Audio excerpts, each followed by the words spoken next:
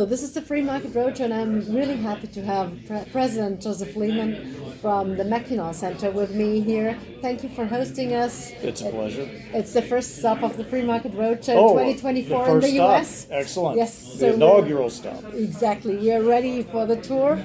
And let me briefly introduce you. So Joe was the former Vice President of Communications at the Cato Institute in Washington, D.C., and then he has turned back to the Mackinac Center, where he has trained over 600 people from the think tank business and enterprise in order to make them more efficient and more effective for their hard work they are doing. Is that correct? That is the goal, and it is gratifying to go just about anywhere in the world where free market people gather and find people who have some connection to the Mackinac Center and to all the training that we've done. Well, and to be honest, I've been also one of those many years ago that have undergone this training.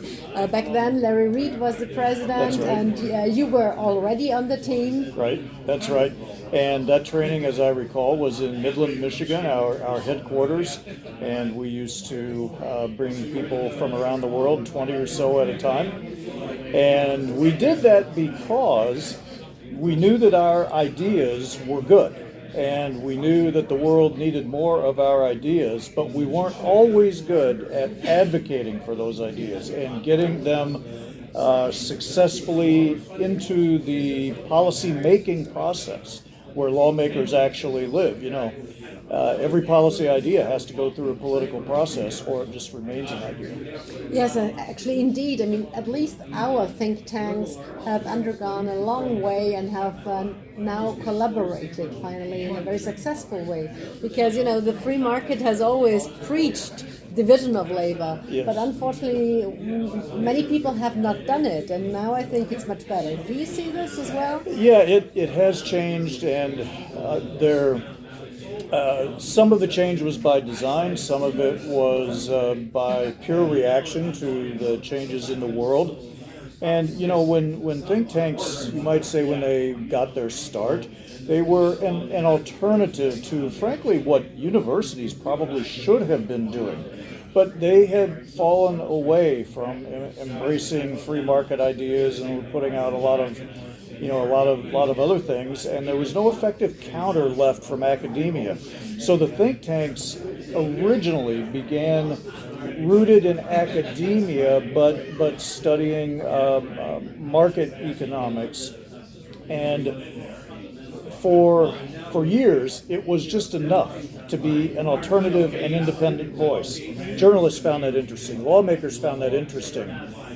But after a while, their ears were full of all kinds of voices with all kinds of opinions, and think tanks needed to change their models on how they get their message across. And so you're not writing a paper about what we talked about today, Barbara. You're actually recording us on video, and this video will be available to millions of people probably in a matter of minutes. Exactly, and this is actually why we are doing that, and why we need to disseminate, and why we need to spread the word and the world of ideas, especially the world of freedom. And I would like to have the question with regards to Hayek. Hayek referred to intellectuals as professional secondhand dealers of ideas. And you actually have used this in your work a lot. How come? Would you explain that a little bit? Yeah, sure. Hayek understood the flow of ideas all the way from the origination of idea to really the point of it becoming public policy. And ideas don't start with the policymakers. And this was my big insight when I first discovered how Hayek looked at this. They start with idea originators. These are very unusual people. Maybe in a given field there's an original idea, maybe just once in a generation. And so they write often obscure and little known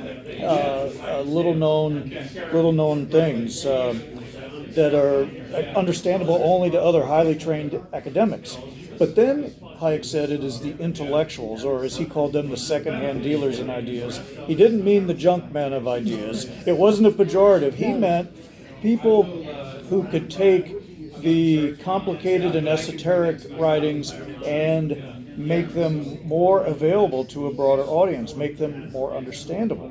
These would be people with a disproportionate platform or disproportionate voice of influence. So they could be journalists, they could be magazine editors, they might be professors, they might be think tank people, they might be entertainers even. But they're usually not policymakers. Yeah. Well, the thing is that Hayek also mentioned or thought that you can change society from top down, because he thought that the elites need to be changed and then to make things understand, and then from there work and change other people's minds. But I think now with all the modern technology that we have available, it's also an opportunity to do this bottom up by disseminating via social media and others. How do you take that?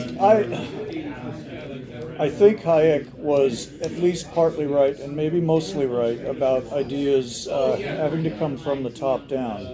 The point that he was most correct about is that by the time ideas are ratified by policymakers themselves, they've already become acceptable or even popular in the public at large. So in that sense, they are from the bottom up.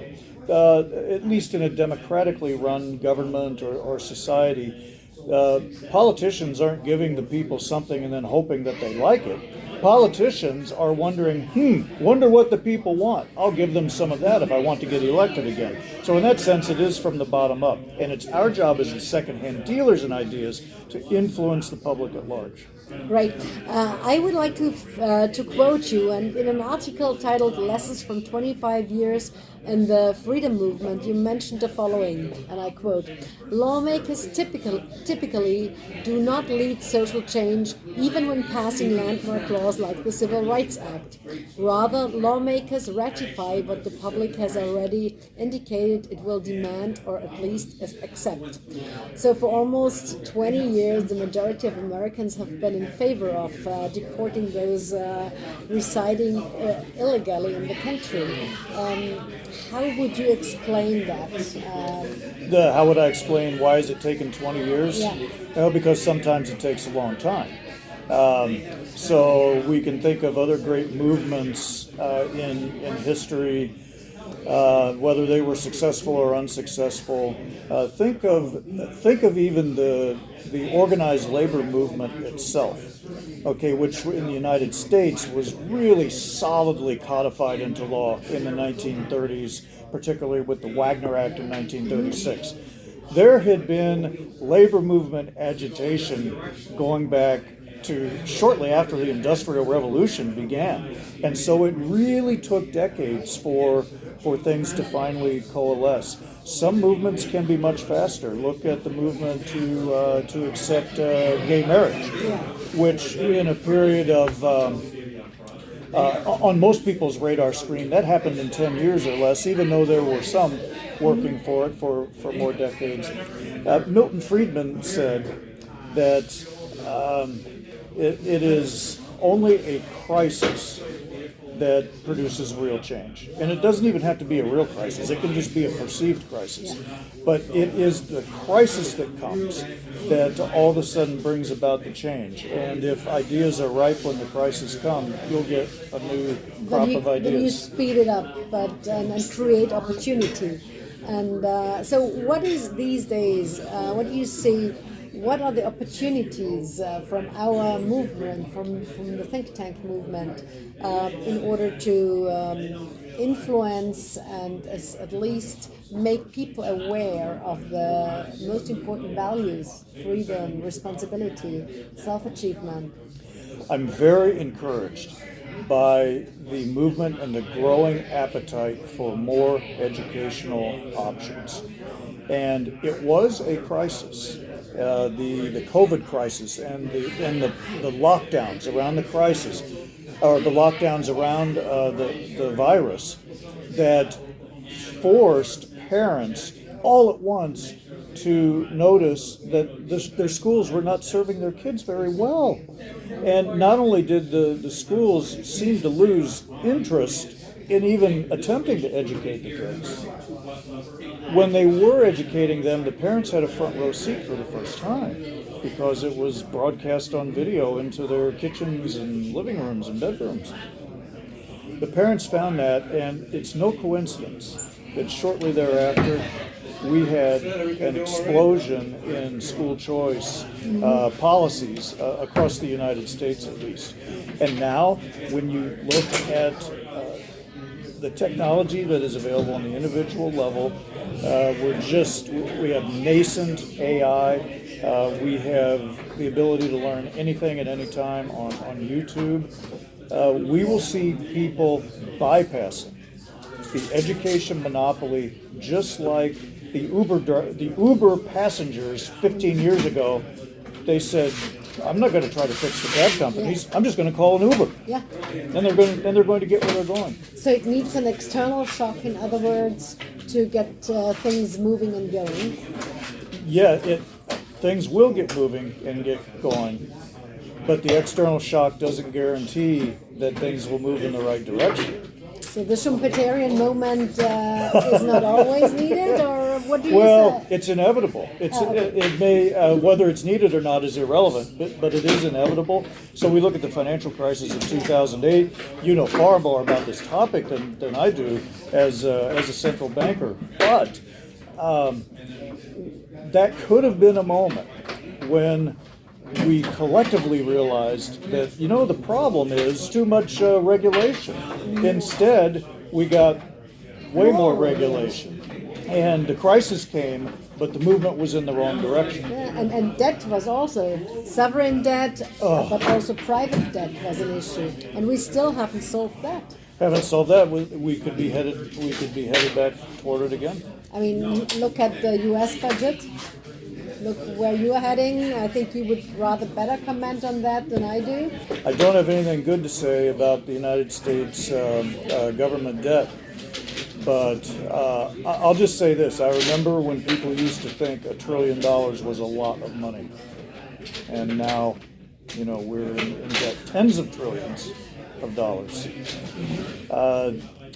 The way out of it will be painful, and the pain will not be evenly distributed because it never is. It never is, and it may well require a massive shock to the system to bring policymakers to the table to get serious, as we learned happened in Sweden several years ago. They did what they had to do only after they ran out of other options, and they got their fiscal house in order. But we could well be looking at massive tax increases, benefits cuts to entitlement programs. They will all be hard. They would have been easier had we done them years ago, and they'll be harder if we wait. That's always the case, and we see the same thing in Europe. If we had done our structural reforms much earlier, then we would not face those issues right now. But again, it's politicians, after all, are human beings. They respond to incentives, and which is why we love our friends in the public choice school. Yeah. I have another quote from you in an article, The Legacy of Overton Window. You mentioned the following: the purpose of a think tank is to make the case for ideas that are politically impossible until they become political inevitable. So this is exactly what we were just talking about. When did you write that article? I don't remember. I've written a lot about the Overton window, and I've probably written something like that phrase many times. But you can tell that I am paraphrasing Milton Friedman. That I believe Milton Friedman's quote was, "That is our basic job, to keep ideas alive, so that the politically impossible becomes the politically inevitable," or something like that. Yeah. And, the think tanks are really at their best, Barbara, when they are focused on policies that aren't quite possible yet today. They're just outside the Overton window. We'd like to leave tinkering with policies that are already in place. We'll leave that to the technocrats and the technicians. It's important work. Yeah. But that's not the best work of think tanks. Yeah. Think tanks don't need to stand for re-election. We can afford to talk about ideas that aren't quite yet possible. that are Yes, reasonable. of course. They can, if they're wild ideas, untenable, unsupported by arguments, then and if we get laughed out of the room, then we may deserve to be laughed out of the room. Yeah. Well, let's shift gears again, and let's come back to this issue of migration that we have only touched upon briefly. But what do you see these days in the U.S.? I mean, Trump has changed politics in the US and also in Europe and in other parts of the world. In some places to the better, in some places to the worse, with some consequences, especially with regards to trade, definitely to the worse. Yes. And what can we as think tankers do on both fronts, the migration front and also on the trade front? Because this is, I think, even more important for us. Because the decoupling and is definitely not a good thing, at least from my perspective. The decoupling of trade and industries and supply chains. Oh, yes, absolutely. Well, we start by looking at migration as a form of trade. It's a trade and labor are very closely related to that, and it has the added component of an expression of one's freedom to live how and where one wishes. But I'm not the first to point out that an open welfare system tends to be incompatible with open migration, and so our policies need to emphasize a parallel track here. That the more immigration we have, the better, in my opinion, with strong consideration for national security. But you can't welcome everyone and then say, welcome to the land of the free lunch. The free lunch has got to be brought under Somebody control. has to pay for it. Someone has to pay for it. And if immigrants themselves aren't paying for it, then it's those who are already here.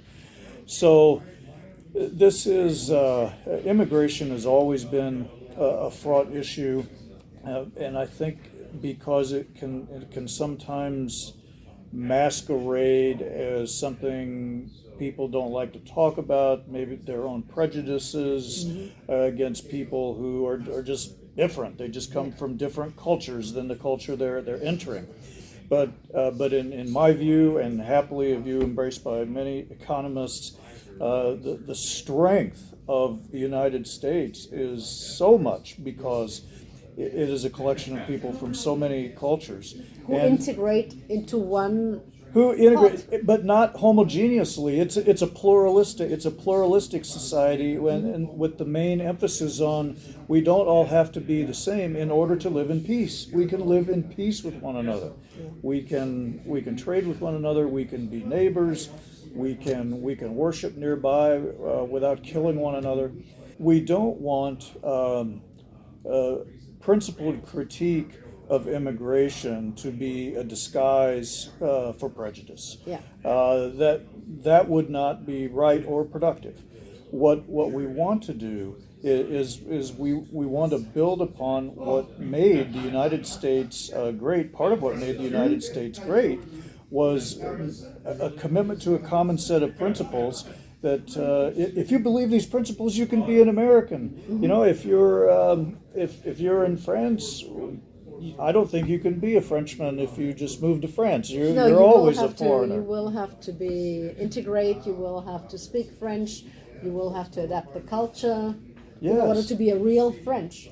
Right, and so we have a history of having overcome the challenges of immigration in America because of this greater commitment to the principles of what it means to be an American, which includes free trade, which includes living in peace with one another, even while not having to agree that everybody's right about everything, because nobody's right about everything. And so we have our differences, but we live together peacefully and pluralistically.